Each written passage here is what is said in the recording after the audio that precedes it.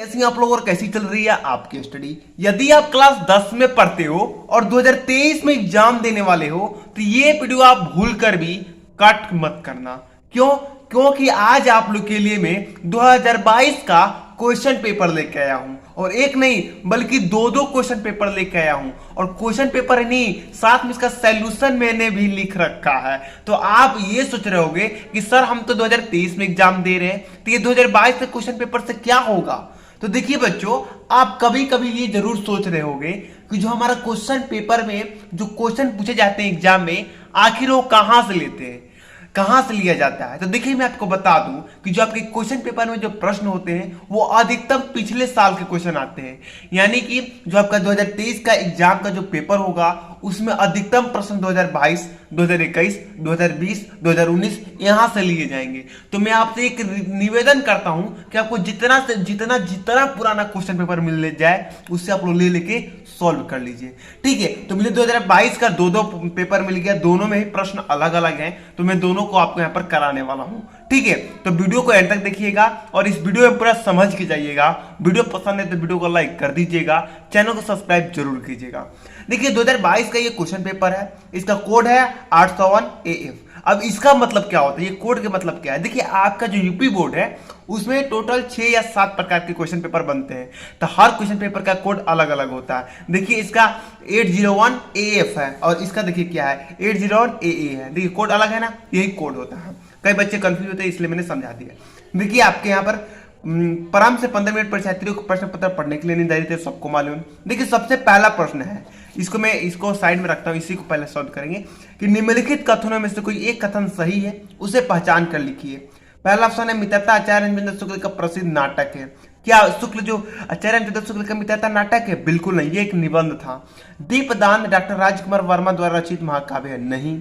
रंगभूमि मुंशी प्रेमचंद्र का उपन्यास है? बिल्कुल, 3 नंबर बिल्कुल ही सही हो जाएगा। देखिए मैं पर लिख रखा प्रश्न 01 का रंगभूमि मुंशी प्रेमचंद्र का उपन्यास है। ठीक है, अब ख नंबर देख लीजिए प्रश्न यहाँ पे। अब ख नंबर प्रश्न है कि निम्नलिखित कृतियों में से किसी एक कृति के रचनाकार का नाम लिखिए। तो देखिए किसी एक, इसमें से 4 ऑप्शन मिले, किसी एक का रचनाकार का नाम लिखा है। मैंने चारों रचनाकार का यहाँ पर नाम बता दिया है। उजलिया ग्रामधारी सिंह दिनकर, कंकाल जयशंकर प्रसाद, पंचपांत्र पदुलाल पुनलाल बेख्यासी, इतिहास का पन्नों पर पदुलाल पुनलाल भगवत उपाध्याय। ठीक है, अब देखिए वन का गा क्या कहता है कि आत्मकथा विधा के किसी एक लेखक का नाम लिखिए। तो मैंने यहाँ पर आत्मकथा विधा के 3 लेखक का नाम लिख रखा है, आपने एक लिख सकते हो। डॉक्टर राजेंद्र प्रसाद, हरिवंश राय बच्चन, श्याम सुंदर दास। वन का घ प्रश्न देख लीजिए कि जहाज की पंछी किसकी कृति है? तो जहाज की पंछी इलाज चंद्र जोशी की कृति है।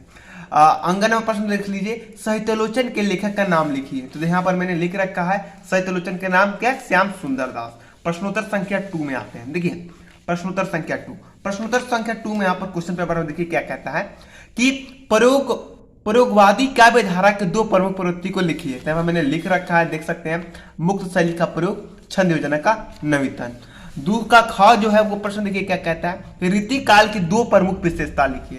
तो रीति काल की 2 प्रमुख विशेषता लिख रखा है, श्रृंगार रस की प्रधानता और काव्य में कला पक्ष की प्रधानता। 2 का ग प्रश्न देख लीजिए कि गंगा लहरी रचना के कवि का नाम उल्लेख कीजिए। तो जो गंगा लहरी के जो रचना करते हैं वो थे पंडित जगन्नाथ मिश्र। ठीक है, अब देखिए तीसरा प्रश्न जो कहता है वो है कि निम्नलिखित गद्यांश में से किसी एक गद्यांश के नीचे दिए गए प्रश्नों का उत्तर दीजिए। यहाँ पर हमें 2 गद्यांश दिए गए हैं, क, यहाँ पर आपको क दिख रहा होगा, और ख, नीचे ख है। इन दोनों में किसी एक गद्यांश को आपको सॉल्व करना है, उसके नीचे दिए प्रश्न को सॉल्व करना है। तो चलिए हम पहला ये जो क है इसे हम लोग सॉल्व करते हैं। चलिए यहाँ पर मैं इसको पलट देता हूँ, यहाँ पर मैंने इसका लिख रखा। देखिए यहाँ पे प्रश्न थे। चलिए हम पहले इसको पढ़ते हैं कि ये क्या है, कहाँ, किस चैप्टर से गद्यांश लिया गया। देखिए कुसंग का ज्वार सबसे भयानक होता है, यह केवल नीति और सदृति की ही नाश नहीं करता बल्कि बुद्धि को भी क्षय करता है। इतना पढ़ने के बाद आपको खुद ही मालूम चल जाएगा कि किस चैप्टर से लाया गया है। और ये जो आपका गद्यांश है ये काफी ज्यादा इंपॉर्टेंट है, इसे आप लोग जरूर तैयार कीजिएगा। तैयार करने का जरूरत मैंने यहाँ पर ऐसे लिख रखा है, इसे आप लोग जरूर याद कर लीजिएगा। ये देखिए इसका संदर्भ कैसे लिखिएगा कि प्रस्तुत गद्यांश आचार्य रामचंद्र शुक्ल द्वारा लिखित एवं हमारी पाठ्य पुस्तक हिंदी के गद्य खंड में संकलित मित्रता नामक पाठ से लिया गया है। ठीक है, अब नीचे क्या कहता है कि कि रेखा चित्र अंश का व्याख्या कीजिए। मैंने संदर्भ लिख दिया।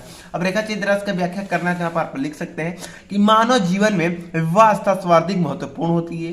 कुसंगति किसी युवा मनुष्य की सारी प्रगति को उसी तरह रोक लेती है जिस तरह, अब यहाँ पर डॉटेड मैंने क्यों दिया है, क्योंकि आप यहाँ पर लिख लीजिएगा अपने से। देखिए क्या होता है ना कि कई बच्चों को रेखा चित्र का व्याख्या करना नहीं आता है, ठीक है, तो आप इस प्रकार कर लीजिएगा। इस प्रकार आप करते तो आपको पूरा में पूरा नंबर दे दिया जाएगा, ठीक है। मान लीजिए आपको आता है पूरा तो पूरा कर सकते हो, कोई बात नहीं है।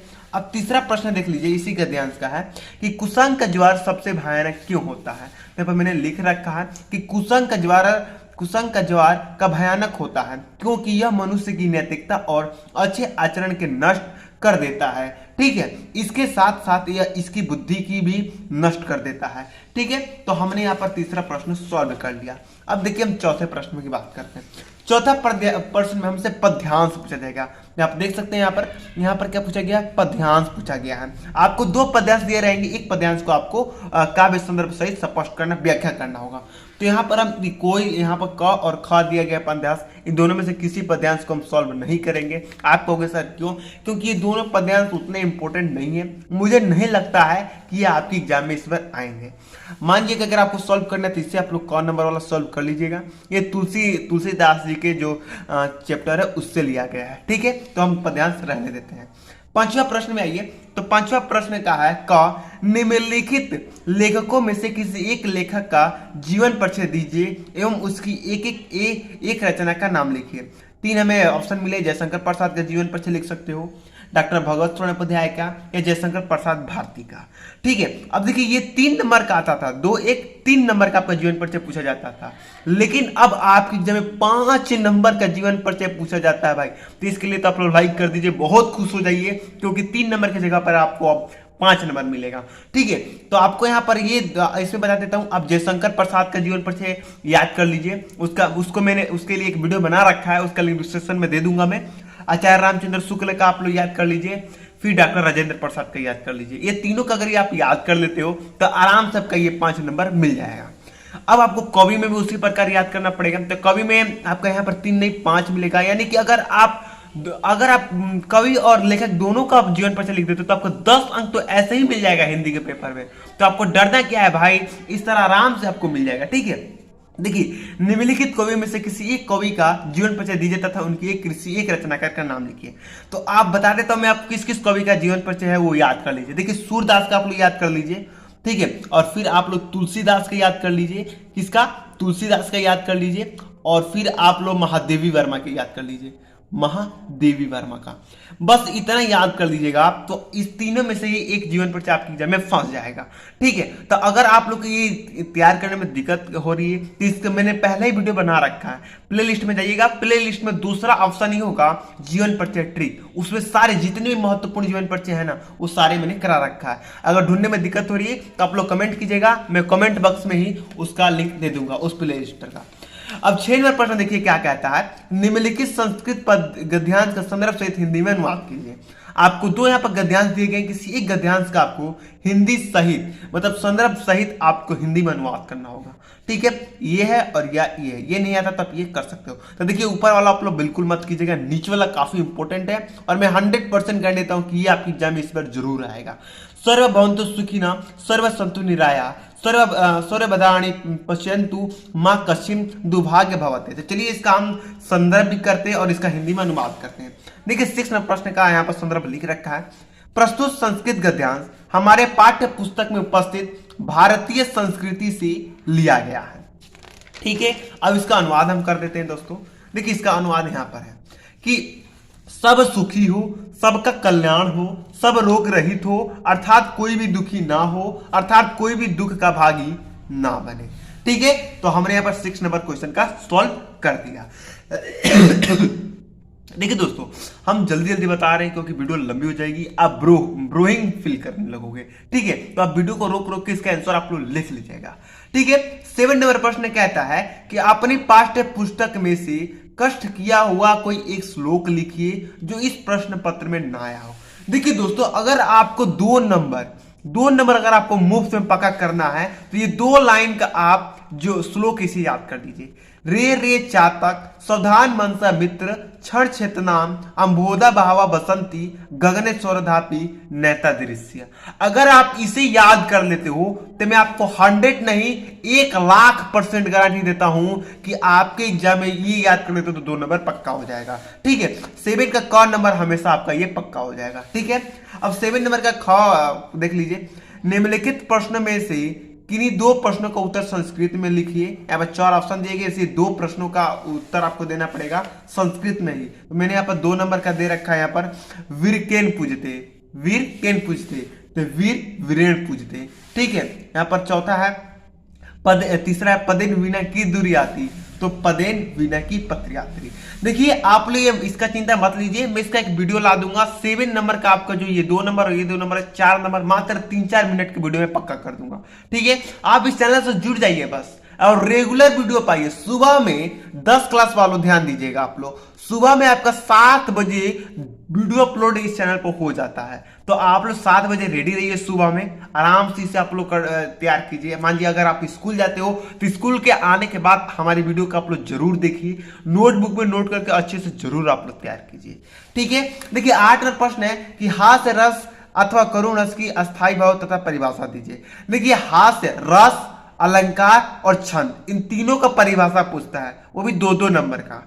तो इसे मैंने तैयार करा रखा है, इसका लिंक भी डिस्क्रिप्शन में दे दूंगा। तो अभी क्यों बताया भाई, टाइम बर्बाद होगा। तो इससे आप वीडियो देख के, तो 5 मिनट का वीडियो, 5 मिनट की वीडियो में आपका 6 अंक बिल्कुल ही पक्का हो जाएगा।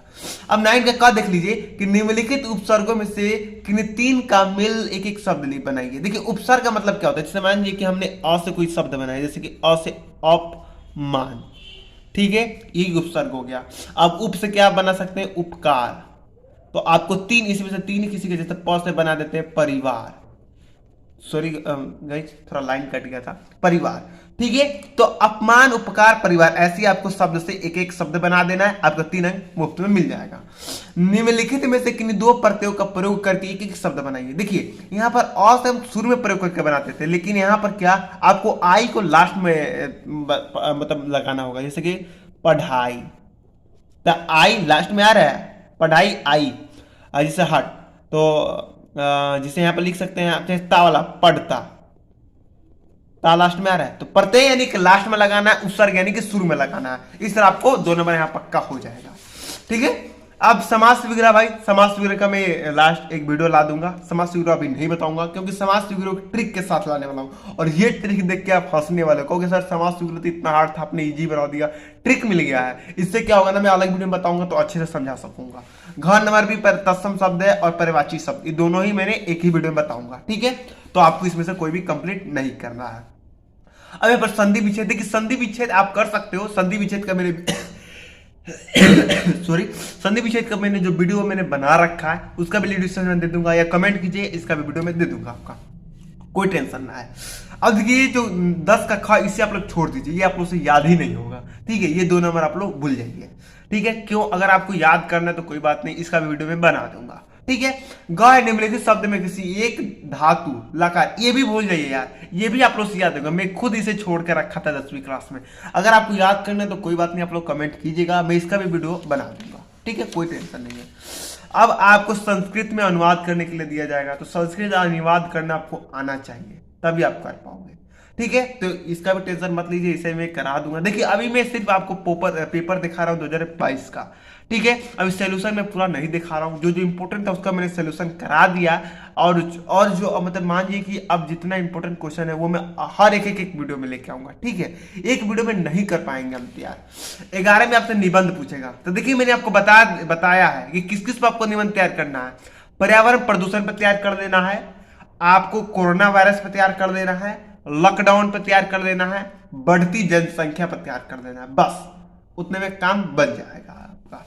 12 में आपसे खंड काव्य पूछता है, तो देखिए खंड काव्य कोई चैनल आपको नहीं बताएगा, क्यों, क्योंकि हर जिले का खंड काव्य अलग अलग होता है। जैसे कि मैं बलिया जिले से हूं, तो बलिया जिले में ना हमको कर्ण खंड काव्य पढ़ना है। कहां गया कर्ण खंड काव्य, इधर है, देखिए यहाँ पर है कर्ण खंड काव्य, हमें यहाँ बलिया में कर्ण खंड काव्य पढ़ना। अब आपके जिले में कौन से कर्ण खंड काव्य पढ़ना है वो तो आप जानते हो भाई। देखिए मुझे खांसी हो गई है तो उसके लिए सॉरी। अगर आपको नहीं मालूम है कि कौन से कर्ण खंड काव्य पढ़ने हैं तो उसको जानने के लिए आप अपने कोचिंग के टीचर या स्कूल के टीचर वहां से आप बात कर सकते हो। उनसे जाके आप पूछिएगा कि सर हमारे जिले में कौन से कर्ण खंड काव्य पढ़ाए जाते हैं, ठीक है, तो वो आपको बता देंगे कि हाँ सर ये कर्ण खंड काव्य पढ़ लो तो आपका आ जाएगा। देखिए ये कर्ण खंड काव्य की चिंता मत कीजिए। अगर आप लोग को अगर टीचर नहीं बता रहे तो आप लोग कमेंट कीजिएगा, जिला का नाम आप लोग लिख दीजिएगा कमेंट में, और मैं उसका जो खंड काव्य उसको आपको लिख के बता दूंगा कि आपको कौन से तैयार करना है, ठीक है। तो यहाँ पर हमने क्या जाना भाई, हिंदी का 2022 का पेपर हमने सॉल्व किया। अब हम यहाँ पर इसका जो है इसका पीडीएफ में आपको दे दूंगा, दोनों का पीडीएफ जो है उसको मैं बना के आप लोग को प्रोवाइड करा दूंगा जल्द से जल्द, कम्युनिटी पोस्ट में इसका लिंक डाल दूंगा, ठीक है। तो आप लोग जरूर हमारे चैनल को सब्सक्राइब कर दीजिए और वीडियो को लाइक आप लोग जरूर कीजिएगा दोस्तों। इतने मेहनत होता है भाई, लेकिन आप लोग वीडियो को लाइक नहीं करते हो, नहीं आप लोग चैनल को क्या करते हो, सब्सक्राइब करते हो, तो आप लोग चैनल को सब्सक्राइब जरूर कीजिएगा। देखिए इस चैनल से अगर आप जुड़ जाते हो तो मैं आपको 100% गारंटी देता हूं कि आपकी एग्जाम में 19% रिजल्ट से और ज्यादा ही जाएगा, कम तो होगा ही नहीं, ठीक है। तो हमें जाने की इजाजत दीजिए, वीडियो ज्यादा लंबा हो गया उसके लिए दिल से सॉरी। समझ में आया कि नहीं आप लोग कमेंट जरूर कीजिएगा, तब तक जाने की इजाजत दीजिए। जय हिंद, जय भारत।